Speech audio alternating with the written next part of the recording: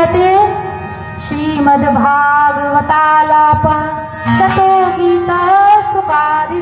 हे नारद जी, श्रीमद् भागवत शास्त्र ही वह सत्कर्म है जिसके द्वारा ज्ञान और वैराग्य को चैतन्य किया जा सकता है। तो नारद जी हंस पड़े, बोले अरे भैया, अरे ऋषियों, कैसी बात करते हो? श्रीमद् भागवत शास्त्र में तो वेदों और पुराणों की ही बातें हैं और मैं तो पहले ही वेद शास्त्रों को उनको सुना चुका हूँ। गीता पाठ है मोर मोर, मैंने सारे वेद पाठों को उन्हें सुना चुका हूँ, लेकिन थोड़ी सा चैतन्य हुई और पूर्ववत मूर्छित हो गए। तो मुझे तो नहीं लगता कि श्रीमद् भागवत शास्त्र के द्वारा कुछ हो पाएगा, वह चैतन्य हो पाएंगे। तो संकादिक मुनि कहते हैं कि नारद भैया, यह तो ऐसी ही बात हुई कि मधुर मधुर आम और फल खा करके कोई यह सोचे कि जब फल में इतना स्वाद है तो वह वृक्ष को ही चबा जाए।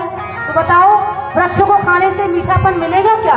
कदापि नहीं। दूध से ही घी बनता है, लेकिन अगर घी समाप्त हो जाए घर में तो हम यह सोचें कि दीप को जलाना है तो दूध से ही घी बना है, तो घी नहीं है तो दूध डाल दें दीपक में, तो क्या दीपक जलेगा? कदापि नहीं।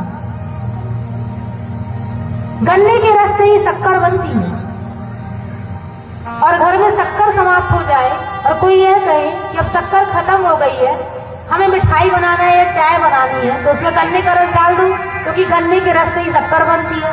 तो क्या काम करेगा गन्ने का रस? कदापि नहीं। ऐसे ही वेद शास्त्रों के श्लोक, गीता पाठ के श्लोक की का वर्णन ही भागवत शास्त्र में है, लेकिन जो कार्य भागवत शास्त्र से होगा वह अन्य किसी शास्त्र से नहीं है।